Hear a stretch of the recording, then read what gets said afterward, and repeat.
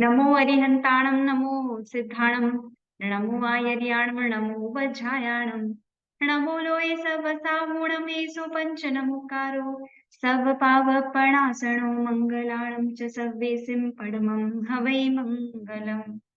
नमो दुर्वाररागादि वैरिवारनिवारिणे अर्हते योगिनाथाय महावीराय तायिने ओंकार बिंदु संयुक्तं नित्यं ध्यायन्ति योगिनः कामदं मोक्षदं चैव ओंकाराय नमो नमः।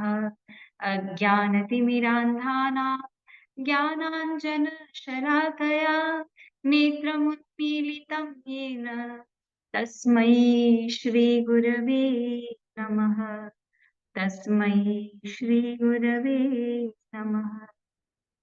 मैं कौन हूँ आया कहाँ से और मेरा स्वरूप क्या। मैं कौन हूँ आया कहाँ से और मेरा स्वरूप क्या। संबंध दुखमय कौन है स्वीकृत करूं परिहार क्या। नेत्राग्निवाय नमः। सद्गुरुदेव नमः। सभी स्पाइन को स्ट्रेट करके बैठेंगे, लंबा गहरा श्वास लेकर। सभी को भ्रामरी प्राणायाम करना है, इसका 3 बार प्रयोग करेंगे। भरे लंबा गहरा श्वास।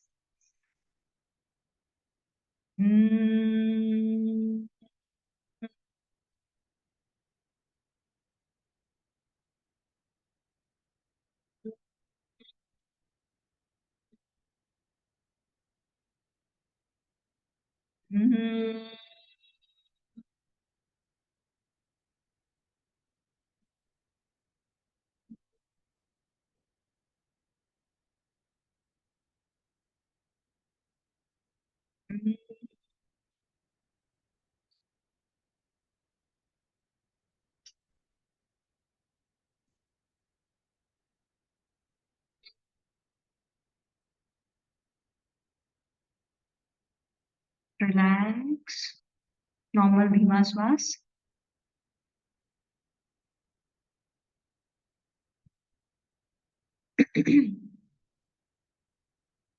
जैन श्रवण योग साधना में जैन श्रवण की जो साधना है उसके 4 आयाम, जिसमें हम सम्यक दर्शन, सम्यक ज्ञान और सम्यक चारित्र की चर्चा कर चुके। आज हम बढ़ेंगे सम्यक तप की ओर।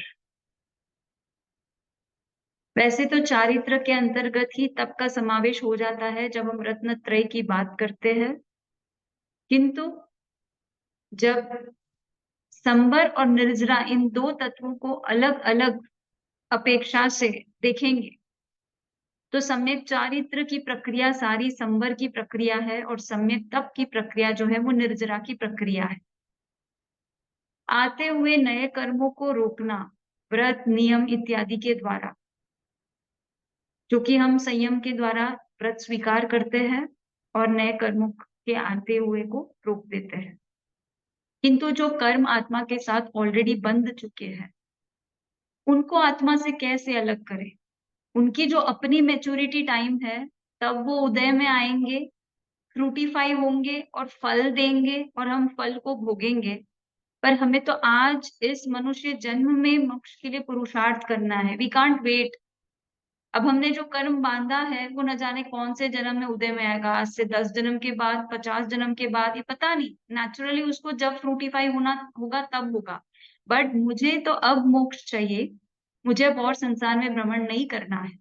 तो मुझे पुरुषार्थ पूर्वक उस कर्मों को उदय में लाना होगा और उसको भोगना होगा, तभी वो आत्मा से अलग होंगे, अन्यथा कोई उपाय नहीं है। तो कर्म भी 4 प्रकार से बंधते हैं, स्पृष्ट, बद्ध, निदत्त और निकाचित। ये 4 टिपिकल टर्म्स है। मैं सिंपल वर्ड्स में बता देती हूँ कि बद्ध में जो होता है बहुत ही हल्के रूप से आत्मा को सिर्फ स्पृष्ट में जो है आत्मा को स्पर्श करके होता है। बद्ध जो है हल्के तरीके से बंधते हैं निदत्त थोड़े गाढ़ होते हैं और निकाचित जो एकदम प्रगाढ़ है। तो जो पहले की जो 3 बॉन्डिंग है, ये तो आप तप के द्वारा इनको उदय में लाकर भोग लेंगे। आप तपस्या करोगे और स्पृष्ट में बंधे हुए, बद्ध द्वारा बंधे हुए, निधत्त द्वारा बंधे हुए जो कर्म है, आप उनको अलग कर लोगे। पर जो निकाचित कर्म है, फिर चाहे वो पुण्य का हो या पाप का हो, तीर्थंकर निकाचित कर्म होता है, तो तीर्थंकर नाम कर्म को तीर्थंकर के रूप में जन्म लेना ही पड़ता है और तीर्थंकर के ऐश्वर्य को भोगना ही पड़ता है, उसके सिवा उसको मोक्ष नहीं हो सकता है। तो निकाचित कर्म जिसने जो भी किए हैं, उसका कोई उपाय नहीं है, सम्यक तप उसका उपाय नहीं है। यू हैव टू वेट, वो अपने आप फल देंगे, उसको आपको भोगना होगा और तभी आपकी मुक्ति हो सकती है।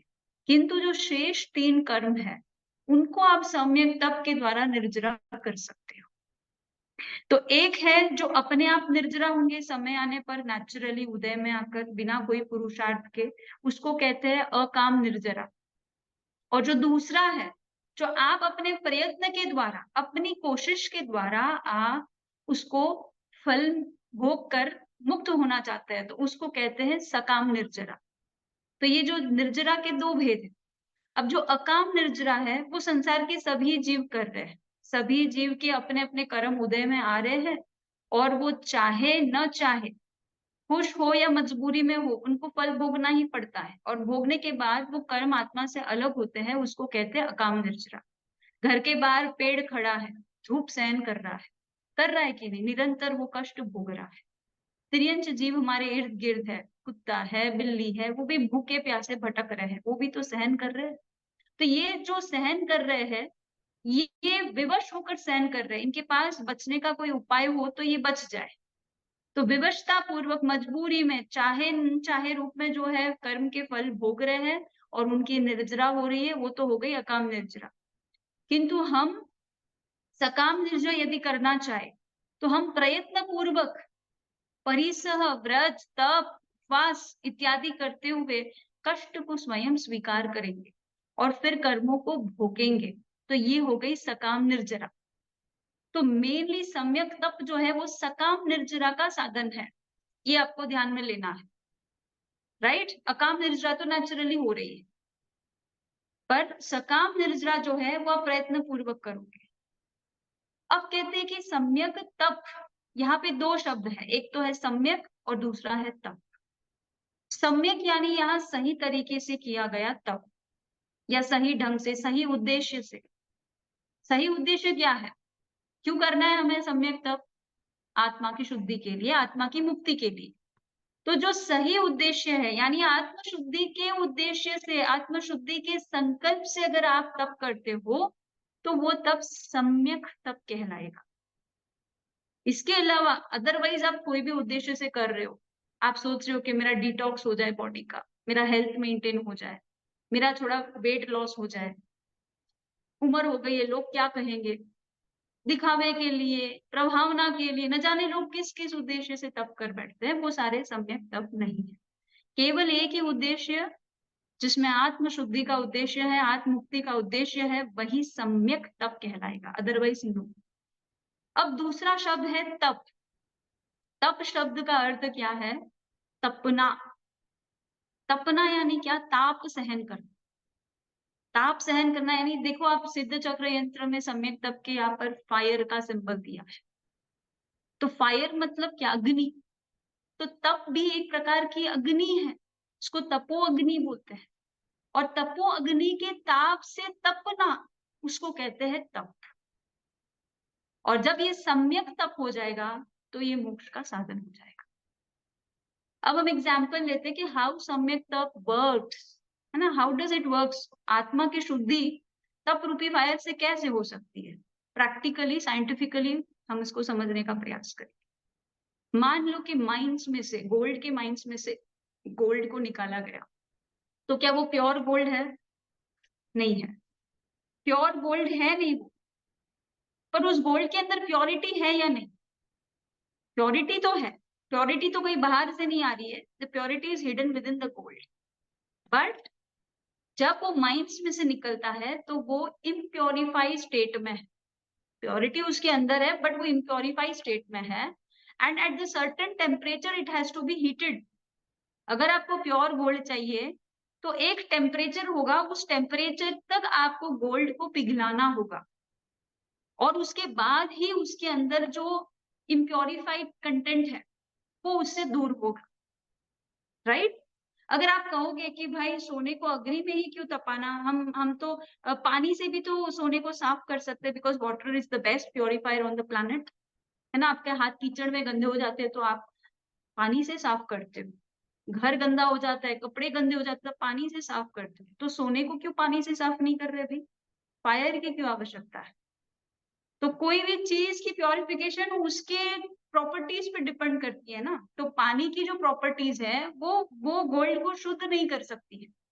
गोल्ड को शुद्ध करने के लिए आपको फायर में ही जाना होगा, फायर एलिमेंट को ही लेना होगा और फायर के एलिमेंट के भी सर्टेन टेम्परेचर तक जाना होगा, तो ही प्योरिफिकेशन होगा, अदरवाइज नहीं। सो हमारी आत्मा भी कोई भी चीज से साफ नहीं हो सकती।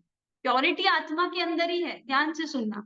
आर आत्मा is pure bye it's nature. Purity is it's inherent quality. आत्मा सदा से ही शुद्ध था, शुद्ध है और अनादि काल अनंत काल तक शुद्ध ही रहने वाला है, और इसीलिए हम उसको शुद्ध आत्मा कहते हैं। किंतु वर्तमान में वो इम्प्योरिफाइड स्टेट में है, क्योंकि वो परभाव में है। वो रागी, द्वेषी, क्रोधी, मानी, मायावी, लोभी बन रही है, दुखी सुखी हो रही है ना, पर रूप में परिणमन हो रही है। सो वो अपने प्योर स्टेट में नहीं है। तो अब आप आत्मा को कैसे प्योर करोगे? तो कहते हैं कि तप की अग्नि के सिवाय और कोई प्योरीफायर है ही नहीं जो आत्मा को शुद्ध कर सके। जैसे फायर के अलावा सोने को शुद्ध करने का कोई सेकंड ऑप्शन नहीं है, वैसे ही सम्यक तप के अलावा कोई सेकंड ऑप्शन इस संसार में है ही नहीं जो मलिन आत्मा को शुद्ध कर सके, उसकी प्योरिटी को बाहर लेकर आ सके। सो सम्यक तप is only and only way to purify the self. Self purification कहो, सेल्फ लिबरेशन कहो, सम्यक तप के द्वारा ही हो सकता है। तो ये तो कंफर्म हो गया, क्योंकि पृथ्वी के अंदर, इस यूनिवर्स के अंदर बोलो, कोई भी चीज जो है अपने अपने ढंग से प्योरीफाई होती है। वो ऐसा क्यों है? तो इट्स नेचर। जैसे सोना सिर्फ अग्नि से ही साफ हो सकता है, पानी से नहीं हो सकता, क्योंकि ये उसकी प्रॉपर्टीज वैसी है, वैसे ही आत्मा की जो प्रॉपर्टीज है वो केवल सम्यक तप के द्वारा ही शुद्ध हो सकता है, नो अदर ऑप्शन। अब कहते हैं कि कैसे होता है, कैसे सम्यक तप आत्मा को प्योरीफाई कर सकता है? हमारे सामने सोने को तो प्योरीफाई होते हुए हम देख सकते हैं, पर आत्मा का प्योरिफिकेशन तो देख नहीं सकते हैं। तो इसको कैसे समझे, हाउ इट रियली वर्क्स? तो इसको अब बारीकी से समझते हैं कि हमारे आत्मा के साथ 3 शरीर लगे हुए हैं ना। देखो, सम्यक तप और मोक्ष जो है मनुष्य भाव में ही प्राप्त हो सकता है, और मनुष्य के भाव में हमें हमेशा ही 3 शरीर रहेंगे हमारे पास। वो है औदारिक, दूसरा है तेजस, तीसरा है कार्बन शरीर। और बाकी जो 2 शरीर है, वैक्री और आहार, ये लब्धि द्वारा प्राप्त होते हैं। अगर हम योग साधना करते हुए एक हायर स्टेट्स में जाते हैं कॉन्शियसनेस के, तो supernatural powers are natural outcome, है ना। नेचुरली हमें ऐसे पावर्स मिलते हैं जिससे व्यक्ति अपना शरीर छोटा बड़ा कर सकता है, अदृश्य बना सकता है, जितने चाहे उतने शरीर बना सकता है। तो उसको वैक्रिय लब्धि कहते हैं, वैक्रिय शरीर। और आहारक शरीर जो होता है वो एक इनविजिबल बॉडी होता है, और वो एक उद्देश्य से बनाया जाता है। और वो उद्देश्य होता है कि जब तीर्थंकर हम जहाँ है वहां पर उपस्थित नहीं है, और तीर्थंकर के साक्षात दर्शन करना हो, या उनसे संशय का निवारण करना हो, कोई प्रश्न पूछना हो, कोई शंका का समाधान करना हो, तो इस अदृश्य शरीर का निर्माण किया जाता है। अंतर मुहूर्त के अंदर ये वो कार्य करके आ भी जाता है, और उस शरीर को फिर जो है वापस डिसॉल्व भी कर दिया जाता है, और उस शरीर को कहते हैं आहारक शरीर। तो ये आहारक लब्धि और वैक्रिय लब्धि के द्वारा मनुष्य प्राप्त करता है। Otherwise naturally we all are having now, right now, 3 bodies. The first is औदारिक शरीर, जो स्थूल है, फिजिकल बॉडी है, जो दिखाई देता है। दूसरे जो 2 शरीर है, तेजस शरीर और कानन शरीर, ये 2 जो है इनविजिबल बॉडीज है, इसको सूक्ष्म शरीर कहते हैं। अब जो ये तेजस शरीर है, इसका अपना काम है, कार्बन शरीर इसका अपना काम है, और औदारिक शरीर का अपना काम है। तो औदारिक शरीर के द्वारा हम सारे फिजिकल एक्टिविटीज कर रहे हैं, राइट। पर इस औदारिक शरीर का निर्माण किसने किया है? तो तेजस शरीर ने किया है, क्योंकि तेजस शरीर जो है वो आहार को पचाता है और उस आहार से हमारे शरीर जो फिजिकल बॉडी है उसके जो 7 धातु है उसमें वो ट्रांसफॉर्म करता है। 7 धातु है ना हमारे, मांस है, हड्डी है, रक्त है, मज्जा है, जो भी हमारे 7 धातु है, अंततः ये सातों धातु में जो है हमारा फूड कन्वर्ट होता है। आप सुबह एप्पल खाते हो, दोपहर में वो एप्पल ह्यूमन बॉडी बन जाता है। कैसे बनता है सोचो। बाहर आप लेबोरेटरी में लेकर जाओ, एप्पल को ह्यूमन बॉडी बनाओ, आप नहीं कर सकते। You will not able to do this. तो ये प्रकृति का कार्य है और ये कार्य तेजस शरीर करता है। If that Apple goes into the stomach of a dog, तो वो एप्पल जो है डॉग बन जाएगा, डॉग का बॉडी बनेगा। ह्यूमन शरीर में जाएगा तो ह्यूमन बॉडी बनेगा, और किसी प्राणी के शरीर में जाएगा तो वो प्राणी बनेगा, क्योंकि प्रत्येक संसारी जीव के अंदर तेजस शरीर और कार्बन शरीर कंपल्सरीली एग्जिस्ट करते हैं। तेजस शरीर जो है वो आहार को पचाता है और स्थूल शरीर में ट्रांसफॉर्म करता है। तो स्थूल शरीर हमारा औदारिक है। औदारिक शरीर किसको कहते हैं? जिसमें बचपन, युवा अवस्था, बुढ़ापा इत्यादि अवस्था, छोटे से जो बड़ा होता है, वो सारे औदारिक शरीर है। इसके अंदर सारे फ्लोरा एंड फौना आ गए, सारे ह्यूमन बींग, सारे तिर्यंश प्राणी आ गए। नारकी और देवताओं के जीव के जो शरीर है वो वैक्रिय शरीर है। उनके शरीर कैसे है? वो पारे की तरह है, मेर्क्यूरी की तरह है। आप 1000 उसके भाग कर सकते हो, फिर जोड़ भी सकते हो, है ना? तो नारकी जीव जो है अपने शरीर के 1000 टुकड़े हो जाते हैं जब उनको पनिशमेंट मिलता है, फिर थोड़ी देर में उनका शरीर वापस जुड़ जाता है। देवताओं का भी ऐसा है, शरीर बिखरता है, जुड़ता है। वो चाहे उतने रूप बना सकते हैं, चाहे उतने शेप साइज को ग्रहण कर सकते हैं। तो वो वैक्रिय शरीर की क्वालिटी है। और हम मनुष्यों के पास औदारिक शरीर है, जिसके अंदर जो है सप्त धातुओं से निर्मित है, जो बचपन आदि अवस्थाओं से गुजरता है और जो मोक्ष का साधन रूप है, मनुष्य का जो औदारिक शरीर है। तो ये औदारिक शरीर की व्याख्या है। अब तेजस शरीर जो है वो औदारिक शरीर को निर्माण कर रहा है। अब वो तेजस और औदारिक शरीर के पीछे कौन है? तो कॉजल बॉडी जो कहते हैं उसको कहते हैं कार्बन शरीर। तो कार्बन शरीर क्या है? तो आत्मा अपने पर भाव में रहने से जिन कर्मों को वो इकट्ठा करती है और अपने इर्द गिर्द जो आवरण तैयार करती है, वो हो गया कार्बन शरीर। सो एक्चुअली आत्मा परभाव में जाती है और उसकी वजह से कार्बन शरीर बनता है, कार्बन शरीर की वजह से तेजस शरीर और तेजस शरीर की वजह से औदारिक शरीर। सो this is how it is interlinked, right? तो अब आपको 4 चीजें दिमाग में लेनी है। पहला तो फिजिकल बॉडी, औदारिक शरीर। फिर दूसरा जो है, जो बायो इलेक्ट्रिकल बॉडी है, जो प्राण शरीर है, जो आहार को पचाता है, वो जो है उसको तेजस शरीर बोलेंगे, जो ऊर्जा का शरीर है ना? जैसे एक मिक्सी है, मिक्सी, उसके अंदर आपने खाना भर दिया जार के अंदर, अब आप उसको पीसना चाहते हो, उसके अंदर पीसने की क्वालिटी है, क्षमता है, मोटर भी सही है, मिक्सी भी सही चल रही है, किंतु इलेक्ट्रिसिटी ना दो तो वो काम थोड़ी करेगी। तो वैसे ही हमारे शरीर के अंदर सारे डाइजेस्टिव सिस्टम के सारे ऑर्गन्स मौजूद है, हमने खाना भी खाया है, पर उसको अगर तेजस शरीर रूपी इलेक्ट्रिसिटी नहीं मिलेगा तो खाना नहीं पचेगा और पचने के बाद वो सप्त धातु में नहीं बदलेगा। सो तेजस शरीर का कार्य आपको समझ में आ गया होगा। तेजस शरीर is what? It is the one which gives the energy to the body to digest and to take care of all the functions running in our physical body. तो ये तेजस शरीर का काम है। और फिर कार्बन शरीर, जो कर्म का पुद्गल का शरीर है, और इस कर्म के फल के कारण ही तो हम जन्म ले रहे हैं और तरह तरह के शरीर में हमारा वास हो रहा है। सो कार्बन शरीर is the causal body. So physical body and then astral body कह सकते हो, या बायोइलेक्ट्रिकल सूक्ष्म शरीर, जो भी आप कह सकते हो तेजस शरीर को। और तीसरा जो है, जो कॉजल बॉडी है, जिसको कार्बन शरीर कह सकते हो। अभी English words are not correctly, मतलब ठीक ट्रांसलेशन नहीं हो सकता है, बट आपको थोड़ा सा मीनिंग मिल सके इसलिए मैंने थोड़े से इंग्लिश वर्ड्स को टच किया है, दैट्स ऑल। तो ये 3 शरीर है। अब कहते हैं कि जब हम तपस्या करते हैं, बेसिकली तप यानी हमारे दिमाग में क्या है? खाना नहीं खाना, भोजन का त्याग होना। फंडामेंटली हम तप की व्याख्या वैसे करते हैं, अरे आज मेरा तप है, आज मेरा व्रत है, आज मेरा उपवास है, जो हम कहते हैं, that means to abstain from intake of food, right? तो फंडामेंटली उसका मीनिंग यही है। बेसिक जो एकदम क्या बोलते हैं, जो फर्स्ट लेवल का तप जो बोला जाता है, उसमें यही होता है कि हम भोजन का त्याग करते हैं। तो जब हम बॉडी को फ्यूअल नहीं देते हैं, तो क्या उसके मतलब उसका प्रोसेस क्या होता है जब हम खाना नहीं देते शरीर के अंदर, तो फिजिकल लेवल पर क्या हो रहा है, तेजस शरीर के लेवल पर क्या हो रहा है, और कार्बन शरीर के लेवल पर क्या हो रहा है, ये हमें ध्यान से देखना है। तभी हमें समझ में आएगा कि हाउ सम्यक तप is purifying the soul, right.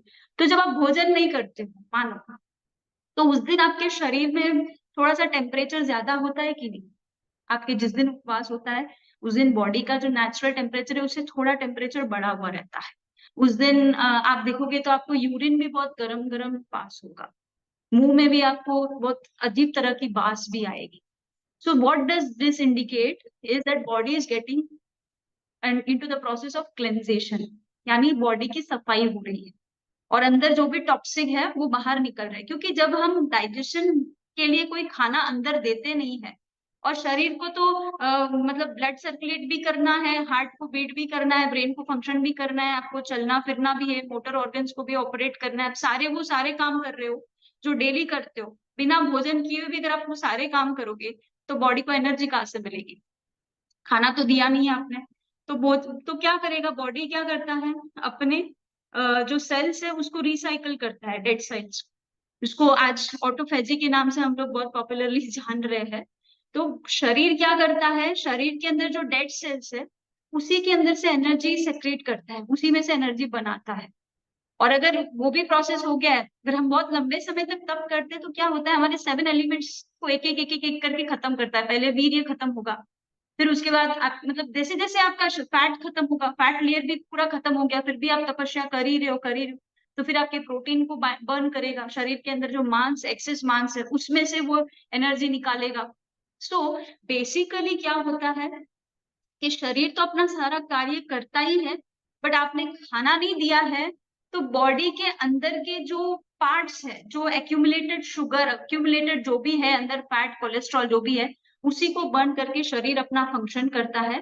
पर उसका टेम्परेचर बढ़ जाता है, आपको महसूस हो जाता है कि आज शरीर तप रहा है, और इसीलिए इसको तप कहते हैं, क्योंकि शरीर तपता है, जलता है, आपको गर्म महसूस होता है।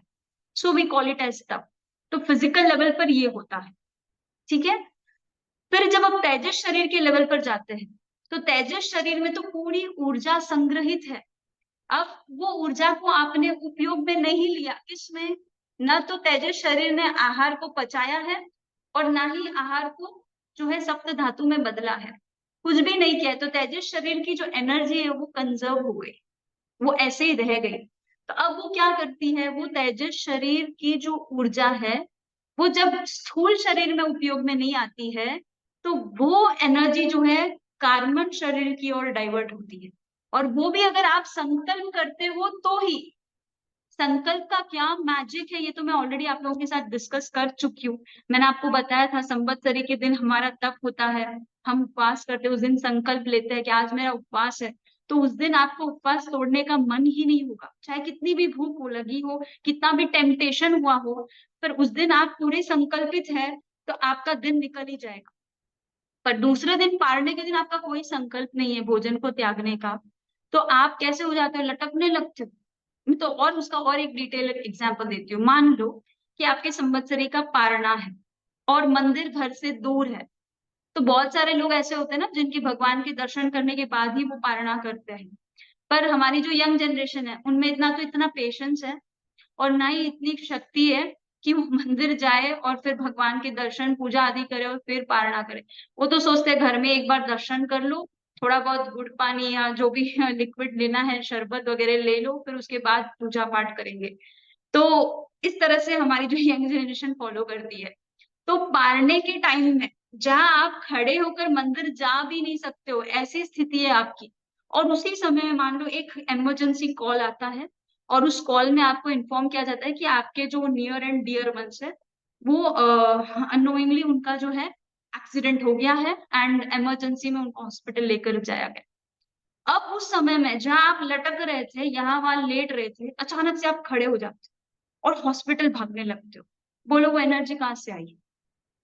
Tell me.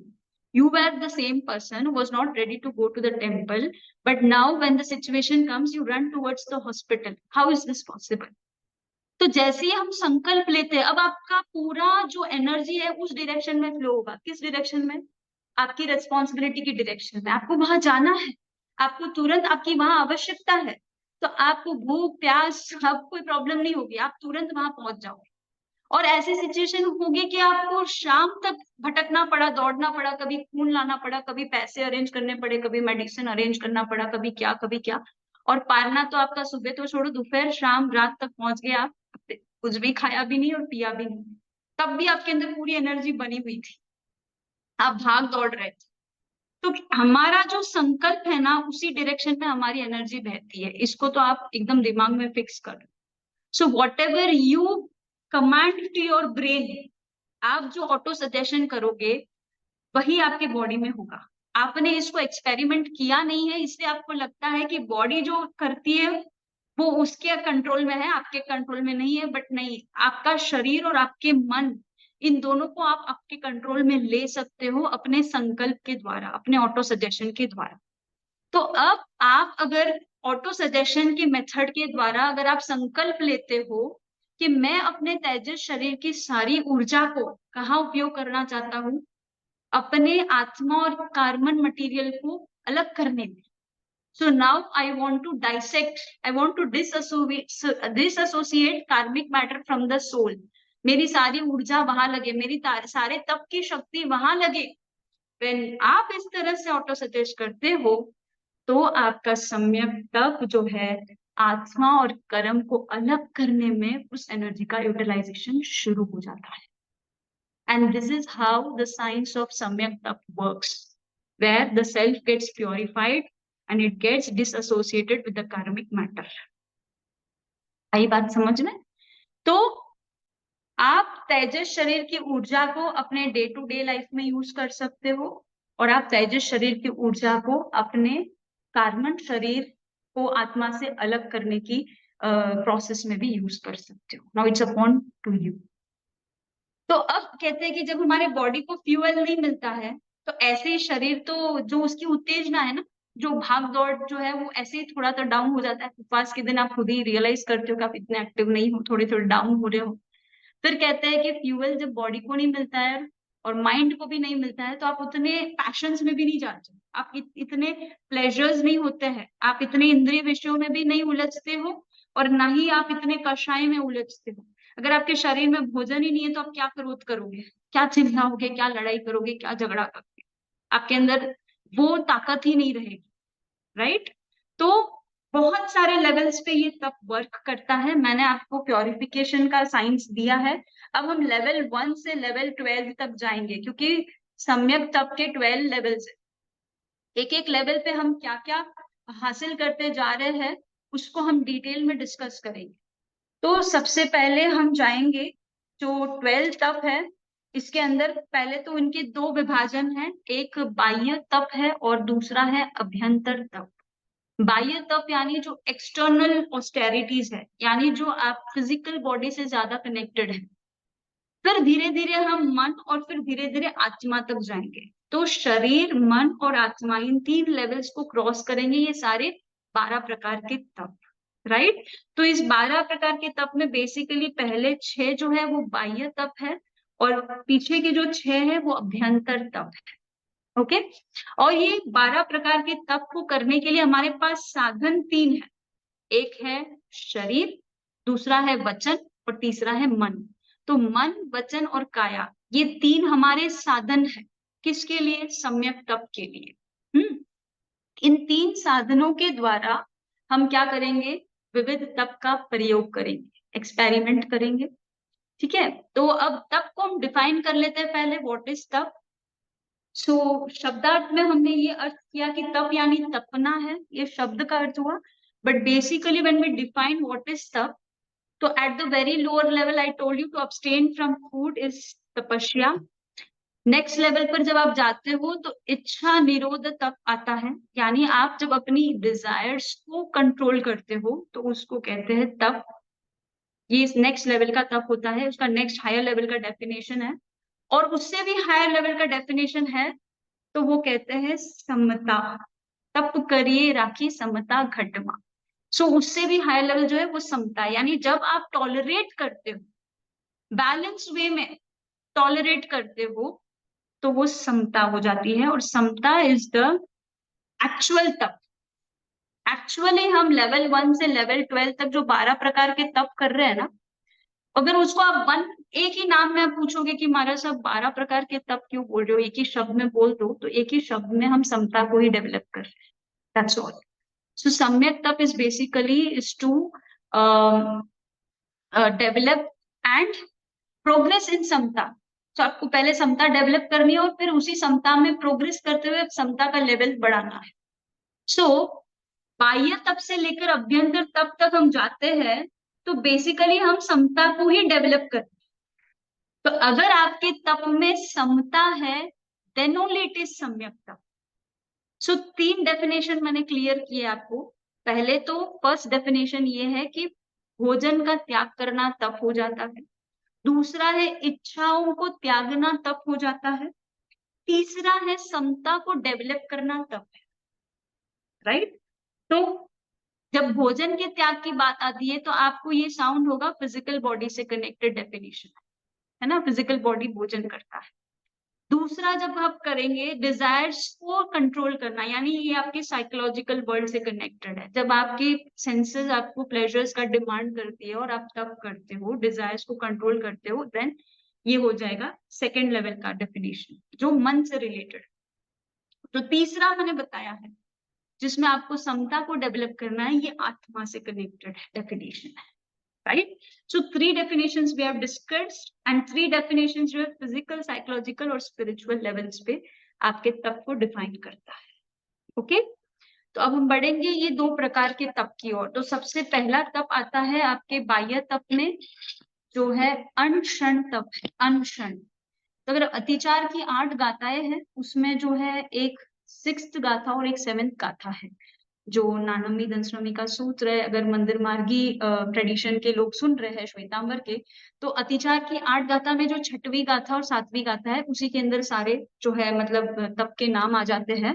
अगर आप बोलते हो कि क्रिस्प फॉर्म में आपको अगर याद करना है तो गाथा याद करते हैं, हम साधु लोग तो वही करते हैं कि बहुत सारा याद करने से जगह एक गाथा याद कर लो, आपका सारा सब्जेक्ट आपके हाथ में है। तो अनशनम मुनो अरिया वित्ति संकीर्णम रसच्चाओ काय किनलेसो सनली नयाय बच्चो तबु हुई। सो इस गाथा के अंदर 6 जो है बाह्य तप की चर्चा आ गई। तो पहला है अनशन तप। So what do you mean by अनशन? सो अशन मीन्स आहार है। अशन, अशन जो है उसका मतलब है आहार। और अनशन यानी निराहार, यानी बिना आहार के रहना, उसको कहते हैं अनशन। राइट? सो जब आप कुछ समय के लिए भोजन त्यागते हो, तो वो एक प्रकार का अनशन हुआ, जो टेम्पररी अनशन है ना, इथवरिक अनशन कहते हैं। और जो परमानेंटली अनशन कर लेते हैं, यानी अब मैं जब तक मेरे शरीर में प्राण है तब तक मैं भोजन नहीं ग्रहण करूंगा, हमेशा के लिए जो अनशन ले लेते हैं, उसको यावत जीव अनशन कहते हैं, यानी टिल द लाइफ टाइम। तो अनशन के 2 प्रकार है, एक टेम्पररी अनशन है और एक परमानेंट अनशन। तो जब संवत्सरी को उपवास कर रहे हो और आप भोजन का त्याग कर रहे हो, तो 24 घंटे, 36 घंटे, 48 घंटे आपने अपना संकल्प बनाया कि मैं इतने समय तक भोजन या आहार नहीं लूंगा या नहीं लूंगी। अगर आपने एकाशना या आयम्बिल का पचखांड लिया है, तो आप इतने एक टाइम ही आहार करोगे। अगर आयम्बिल है तो 6 विगई का त्याग करोगे। अगर नीवी है तो आप निव्याता का प्रयोग करोगे बस। तो इस प्रकार से जो है आपका जो पचखांड है, उस पचखांड के अनुसार उतने समय तक आप भोजन के बिना रहते हो, तो वो हो गया टेम्पररी अनशन। और जब मृत्यु निकट आ रही है, जब आपको लगता है कि बचने का कोई रास्ता ही नहीं है, अब आपका मौत ही आपका अंतिम ऑप्शन बचा है, तब क्या किया जाता है? तब हमेशा के लिए अनशन लिया जाता है। जब आपको लगता है कि बॉडी अब आहार करने के योग्य भी नहीं रही, अब वो आहार पचाने के योग्य भी नहीं रही, अब वो जीर्ण हो गई है, बीमार हो गई है, या ऐसी स्थिति में पहुंच गई है कि जब भोजन करना संभव नहीं है, या मृत्यु सामने है, आपको पनिशमेंट दिया जा रहा है और आपको मृत्यु दंड दिया है, अब आपको क्या करना है? तो अब हम क्या करेंगे? यावत जीव अनशन ले लेंगे। तो वो हो गया परमानेंट अनशन, यानी हमेशा के लिए आपने आहार त्याग दिया। So basically the word anshan means to abstain the food. है ना? तो हमारा जो सर्वाइवल इंस्टिंक्ट है, जो जो हमारा बेसिक इंस्टिंक्ट है, उसको क्या करेंगे हम? To beat the basic food instinct is what is तप। तो हम तप में क्या कर रहे हैं? अनशन में क्या कर रहे हैं? पहले लेवल में हम अपने फूड इंस्टिंक्ट को बीट कर रहे हैं। बताओ संसार में ऐसा कौन सा जीव है जो बिना भोजन के है? कोई भी जीव। संसार के सभी जीव भोजन कर रहे हैं, all the time they are eating, and एक जीव दूसरे जीव को खाकर ही जिंदा है। ये भी संसार का नियम, जीव जीवस्य भक्षणम। So you are existing on other life, so whenever you're eating some life। तो जब भी आप आहार कर रहे हो, आप किसी जीव की हिंसा करके ही आहार कर रहे हो। सो बेसिकली आहार इज हिंसा, and now we are heading towards what? We are heading towards अनहारीपना। हमारी आत्मा जो है, जिसको भोजन की आवश्यकता नहीं है, तो अब हम कहाँ जा रहे हैं? आत्मा में लीन होने जा रहे हैं ना। तो हमको हमारी जो ये सर्वाइवल इंस्टिंक्ट है, उसको बीट करना होगा। You have to learn to tolerate hunger. भूख जो हमसे सहन नहीं होती है, उसको टॉलरेट करना सीखना है। जब टॉलरेट, अब टॉलरेट की डायरेक्शन में जाओगे तो ये काय क्लेश हो जाएगा, ये शरीर को टॉर्चर करना हो जाएगा। आपको उस डायरेक्शन में नहीं जाना है। मैं अगेन बार बार आप लोगों को क्लियर करूंगी कि खाली व्यवहार नहीं से धर्म आराधना करोगे तो आपको ऐसे ही लगेगा कि आपके ऊपर कुछ टॉर्चर किया जा रहा है। नहीं, आपको निश्चय नए के बेस पे ही सारी आराधना करनी। और निश्चय नए के बेस पे क्या करोगे? आत्मा अपने स्वभाव में लीन होने का प्रयास कर रही है। भोजन का त्याग तो स्वतः हो रहा है, नेचुरली। और इसीलिए आप ये बात सुना होगा अपने जिनवाणी के अंदर कि तप कैसा करना है? यथाशक्ति तप करना है। यथाशक्ति, this is very important word. यथाशक्ति। आपका शरीर जब तक आपके टॉलरेंस लेवल को सपोर्ट करता है, समता में जब तक है, आप समभाव पूर्वक अपनी शक्ति अनुसार जितना तप कर सके उतना ही तप कर। कहीं पे भी ऐसा कोई स्टैंडर्ड रूल नहीं है कि भाई आप उपवास करोगे तो ही मोक्ष मिलेगा, नोकारसी से मोक्ष नहीं मिलेगा, ऐसा नहीं। आपकी बॉडी कौन से तप को सूटेबल है, that you have to choose. यहाँ पे लोग मिस्टेक करते हैं, अपनी शक्ति को नहीं पहचानते हैं। शक्ति से कम भी नहीं करना है, शक्ति से ज्यादा भी नहीं करना है। शक्ति से कम करोगे तो आपको लगेगा ही नहीं कि आप तप कर रहे हो, क्योंकि आपकी शक्ति है और आप नहीं कर रहे हो। तो ये भी इनजस्टिस। और आपकी शक्ति नहीं है, आप लेट लेट कर, है ना, क्या बोलते हैं, खड़ी रहने की ताकत नहीं है, बोलने की ताकत नहीं है, आप खाली बस सो सो कर तप कर रहे हो, अपनी शक्ति से बियॉन्ड जाकर कर रहे हो, that is also not the तप। तो यथाशक्ति तप इज वेरी इंपॉर्टेंट। अनशन के अंदर वैरायटी ऑफ तपस्या, जितनी भी तपस्याओं का नाम आपने अब तक सुना है वो सारे अनशन के अंदर आ जाएंगे। आप 20 स्थानक तप बोलो, आप पंचमी तप बोलो, आप और जितने भी तप आप जानते हो, मासक श्रवण तप बोलो, अठाई बोलो, जितने भी तपस्याएं हैं जहां हम भोजन को कंट्रोल में ले रहे हैं, हम अपने हंगर को बीट करने का प्रयास कर रहे हैं, दैट ऑल कम्स अंडर अनशन तप। तो जितने भी नौकारसी, पोरसी, साठ पोरसी, एकाशना, व्यासना, उपवास, आयम्बिल, बेला, तेला, अठाई, अठम, जो भी तपस्या आप जानते हो, वो सारी तपस्याएं अनशन के अंदर आ जाती है। और अनशन का एक ही कंडीशन है, यथाशक्ति तप करना है। यथाशक्ति होगा तो ही आप संभाव को डेवलप करोगे। आपको 3 डेफिनेशन दिए हैं, तीनों डेफिनेशन वर्कआउट होने चाहिए। आप भोजन का त्याग भी करोगे, अपनी इच्छाओं का त्याग भी करोगे मेंटल लेवल पर, और स्पिरिचुअल लेवल पर आप समता को बढ़ाओगे।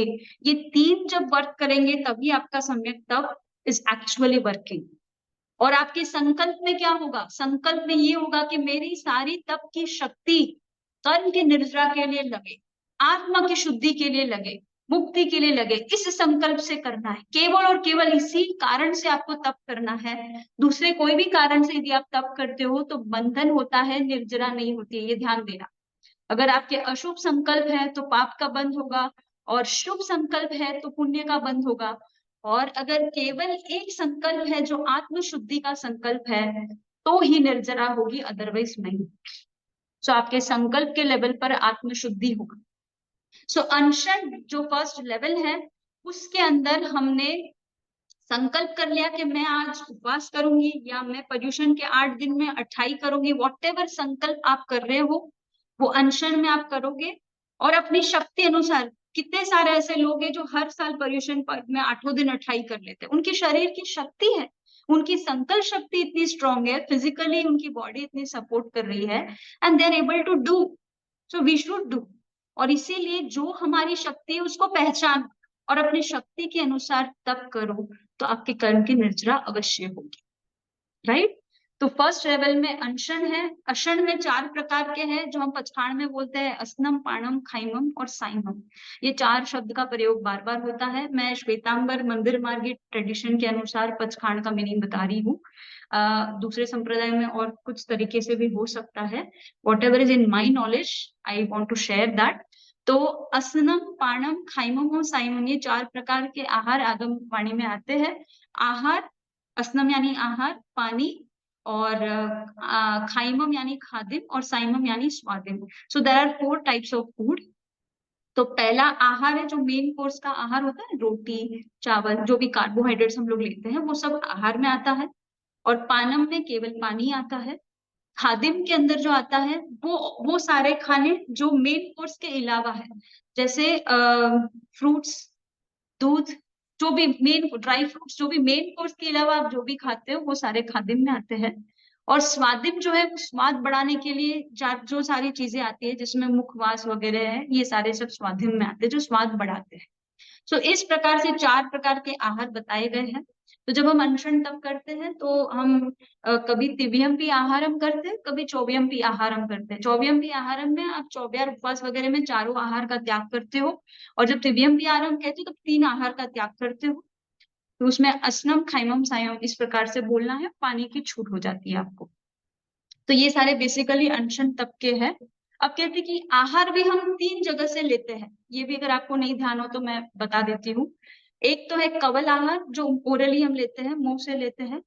दूसरा है रोम आहार, यानी जो हमारे बॉडी के एक एक रोम छिद्र से लेते हैं।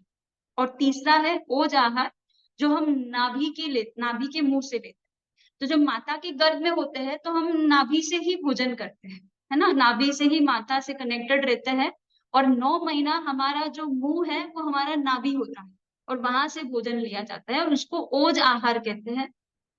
और जो जब बहुत सारी गर्मी होती है तो हमारी बॉडी डिहाइड्रेट हो जाती है, यानी शरीर में से पानी निकलता है, वो कहाँ से निकलता है, हमारे रोम छिद्रों में से निकल जाता है ना। और बहुत सारी ठंडी होती है तो हमें बार बार यूरिन जाना पड़ता है, तो वातावरण में से पानी हम कहाँ से ग्रहण कर रहे हैं, ओरली नहीं ले रहे, पर हमारे एक एक रोम से हमने पानी को ग्रहण किया है। तो इसीलिए हमको बार बार जो है यूरिन जाना पड़ता है ठंडी के दिनों में।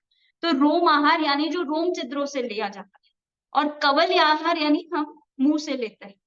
सो 32 कवल आहार एक स्टैंडर्ड बताया है, यानी 32 कौवे के अंदर हमारा भोजन समाप्त हो जाना चाहिए। हेल्दी फूड का जो है बताया गया है स्टैंडर्ड, ये कि 32 कवल आहार से अधिक आहार हमको ग्रहण नहीं करना चाहिए। So this is how 3 ways जो हम खाना लेते हैं। तो अनशन तप के अंदर हम जो भी बात करें वो सब कवल आहार की बात हो रही है। ओके। सो कवल आहार के अंदर हम सारे जो है चारों आहार को त्याग करते हैं, या 3 आहार का त्याग करते हैं, कितने समय के लिए करते हैं, ये सब हमारे पचकाण और संकल्प के ऊपर डिपेंड है। सो ये हमारा पहला लेवल हुआ। तो मैं अनशन तप के लेवल पर ही हमारे आज की क्लास का सेशन पूरा कर रही हूँ। बाकी के सारे लेवल्स हम नेक्स्ट क्लास में और भी विस्तार से डिस्कस करेंगे। बहुत सारी चीजें आप लोगों ने आज नहीं जानी है, तो मैं चाहती हूँ कि आप लोग को अगर कोई भी डाउट्स हो तो लेट अस स्पीक, बिकॉज फिर बाद में नेक्स्ट क्लास होगी तो ये लोग जल्दी से सेशन क्लोज करेंगे। सो एक बार मैं सर्वमंगल करती हूँ, फिर हम बढ़ते हैं क्वेश्चंस की ओर। सभी हाथ जोड़ ले, जिन आज्ञा विरुद्ध मेरे से कुछ भी कहा गया हो इच्छामि दुक्कडम। सर्वमंगल मांगल्यम सर्व कल्याण कारणम प्रधानम सर्वधर्माणाम जैनम चेति शास्त्रम। Yes, so will go towards questions. आज की सेशन में जो भी नहीं समझ आया है प्लीज रेज योर हैंड्स।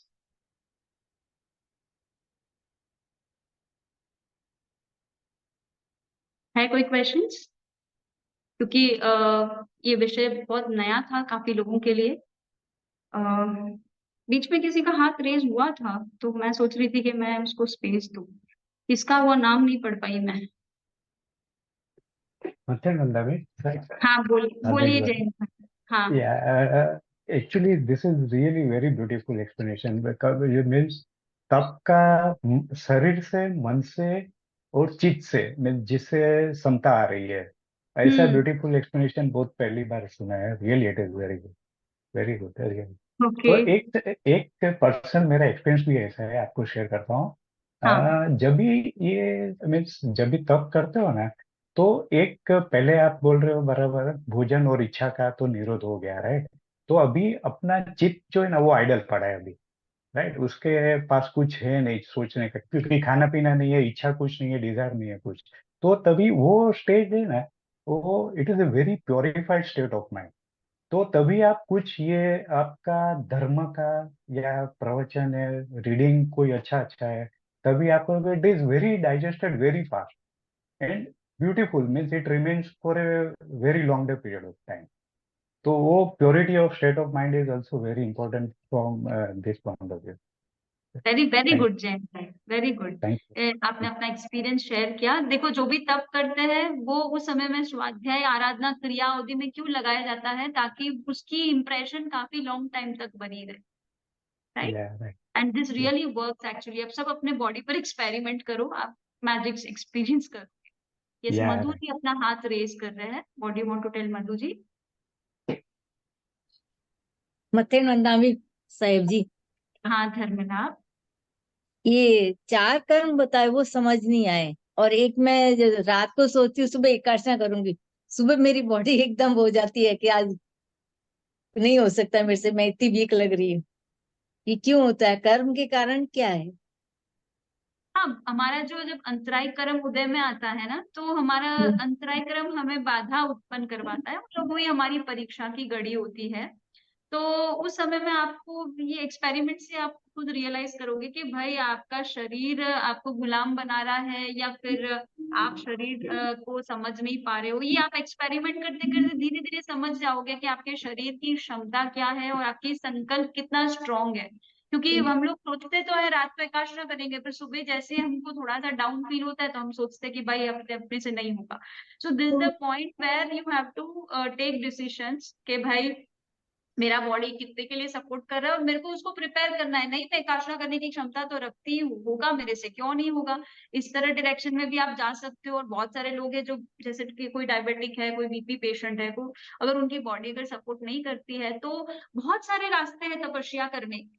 ऐसा नहीं कि आप एकाशना ही तप है, आप घंटे घंटे के पचकांड ले सकते हो, आप घंटसी मुटसी बहुत सारे पचकांड जैन शास्त्र में जाओगे ना, तो आप where there is a will there is a way बोलते हैं ना, आप हर तरह से आप तपस्या कर सकते हो। बहुत सारे विधान है, बहुत सारे विधान है जो आपके बॉडी को और माइंड को सूटेबल होंगे ही, कोई ना कोई ऑप्शन सूटेबल होगा ही, और आप अवश्य ही तप कर पाओगे। तो आप पहचानो अपनी शक्ति को और फिर निर्णय करते जाओ, ताई राइट। जी हमने 3 उपध्यान कर लिए, अब मेरी शक्ति जैसे है ही नहीं, उपध्यान 3 कर लिए, अब होता ऐसे है, लगता है हर एज में बॉडी सेम नहीं रहती है ना, तो इट डिपेंड्स। तो आप आपकी बॉडी जितना तब के लिए, क्योंकि हमारा लक्ष्य समता है, हमारा लक्ष्य है हमारे कषाय विषयों को जीतना है। ये हमारे लक्ष्य है, ये ध्यान में रखना है आपको। खाली भूखा मारना है ये हमारा लक्ष्य नहीं है, शरीर को तड़पाना। सो हम हमारा समता डेवलप कर रहे हैं कि नहीं, क्योंकि आखिर हमको आत्मा तक पहुंचना है हमारे तप के माध्यम से। सो ये हम्म। आप देखना है कि आपकी जो एज है और आपकी बॉडी किस तरह से आपको सपोर्ट कर रही है, आप उस तरह से तपस्या करें। ऐसा नहीं कि खाली देखो, अब हम 12 प्रकार के तप की चर्चा करेंगे तब आपको पता चल जाएगा कि भोजन त्यागना तो फर्स्ट लेवल का तप है। इससे भी बहुत से तप हैं जो आप कर सकते हो, राइट। और जो उम्र 4 प्रकार भी के जो कर्म की बात कही थी, वो 4 प्रकार के बॉन्डिंग लेवल्स है ना। जब हम कोई भी कर्म करते हैं तो वो आत्मा से किस लेवल में चिपकते हैं। तो जो खाली आत्मा को स्पर्श करके बॉन्डिंग होते हैं उसको स्पृष्ट बॉन्डिंग कहते हैं। थोड़े से बंधते हैं वो बद्ध है, थोड़े और गाढ़ बंधते हैं वो निधत्त है। कि ये तीनों जो है आप तपस्या के द्वारा इनका प्रायश्चित करके आत्मा और कर्म को आप अलग कर सकते हो। किंतु जो चौथा लेवल है निकाचित वाला लेवल, वो लेवल बहुत ही स्ट्रॉन्गेस्ट लेवल होता है, और उसको आप तपस्या के द्वारा भी सॉल्व नहीं कर सकते, आपको उसको भोग के ही निर्जरा करनी होती है। तो निकाचित वाला कर्म कब करता है जीव, जब वो तीव्र रूप से उसमें अपने कार्य में इन्वॉल्व हो जाता है, तब निकाचित कर्म होता है। फिर कोई पुण्य का निकाचित करे तो भी तीव्र एक्सट्रीम लेवल में, और पाप भी करे, एक्सट्रीम लेवल का पाप करे, तो निकाचित कर्म बन जाता है, राइट। तो ये ध्यान देना है आप लोग। जैसे बोलिए हम मन से वसुंधरा जी। पाप करते हैं, मन से पाप करते हैं, वो जैसे मन में किसी के प्रति कुछ सोच लिया तो वो भी निकाचित कर्म है। आपका इन्वॉल्वमेंट लेवल देखना होगा। मन वचन काया यहाँ नहीं देखा जा रहा है। आप मन से भी आपका जो सोचने का जो डेप्थ है, उसका डेप्थ क्या है, उस पे आप नहीं उसको जस्टिफाई कर पाओगे। ये तो केवल ही जान पाएंगे कि आपका कौन सा तरह का कर्म बंध रहा है। बस मैं आपको इतना कह सकती हूँ कि जब भी हम, इसीलिए तो श्रावक और श्राविका को कैसे जीने के लिए कहा है, तो कीचड़ में कमल की तरह, यानी संसार में रहते हुए भी संसार से अलिप्त होकर कर्म करना। आप अगर पत्नी है, माता है, या जो भी रेस्पॉन्सिबिलिटी आप प्ले कर रही है अपने सांसारिक जीवन में, तो आपको उसमें इतना इन्वॉल्व होकर नहीं करना है। अगर आप इन्वॉल्व होकर नहीं करते तो आपके इतने गाढ़ कर्म नहीं बनते हैं, फिर थोड़े से प्रायश्चित से निकल जाते हैं। राइट? तो आपको सारी रिस्पॉन्सिबिलिटीज निभानी है, बट उसमें लिप्त होकर, डूब कर, आसक्ति से नहीं करना है, अनासक्त होकर करना है। तो आपके कर्म का स्ट्रॉन्ग बॉन्डिंग नहीं होगा। ठीक? तो आराधना जी, वसुंधरा जी, आप लोग भी क्या प्रश्न पूछना चाहते हैं, बोलिए। यस। मध्यमंदावी महाराज, धर्मला, पूछना चाह रही थी कि हमें एक अपनी क्षमता कैसे मालूम होगी कि हम कितना व्रत कर सकते हैं, कितने कर सकते हैं। एक्सपेरिमेंट से आपको पता चलेगा। आपको प्रयोग करना है ना। मैं आज एकाशना की तो मेरा बॉडी कैसे रिएक्ट किया है, मैं इतनी देर पानी के बिना रही, इतनी देर भोजन के बिना रही, तो भी मेरा क्षमता टिका रहा, मेरा बिहेवियर एकदम नॉर्मल रहा, मैं शांत रही, मैं उत्तेजित हो गई या परेशान हो गई या फ्रस्ट्रेट हो गई, क्या मेरे कषाय बढ़ गए, क्या मुझे चारों तरफ खाली भोजन ही दिख रहा था क्या? अगर भोजन की याद में अगर आप उपवास करोगे तो वो उपवास सम्यक तप नहीं होगा, फिर वो अज्ञान तप में आ जाएगा। तो जो तपस्या में आप भोजन को भूल जाते हो, आपको याद भी नहीं है कि आप उपवास में हो, जिस तपस्या में आपके सारे विषय और कषाय शांत हो जाते हैं, और आपका टॉलरेंस लेवल और आपकी जो पेशेंस और आपकी जो समता और आपका जो बिहेवियर, वो आपको बता देगा कि भाई आपका तप रियली आपको वर्क कर रहा है या नहीं। So it's all depend on your experiment. आप करते जाओ अपने बॉडी को और समझते जाओ। शास्त्र में तो इसके लिए खाली एक ही शब्द का प्रयोग किया है, यथाशक्ति। तो आप अपनी शक्ति को पहचानो एंड आप तप करो। कोई स्टैंडर्ड आंसर नहीं है इसका। यस, धन्यवाद। जिन आज्ञा विरुद्ध कुछ भी कहा हो, अच्छा हमें टुकड़ा। मिलते हैं हम अगले क्लास में।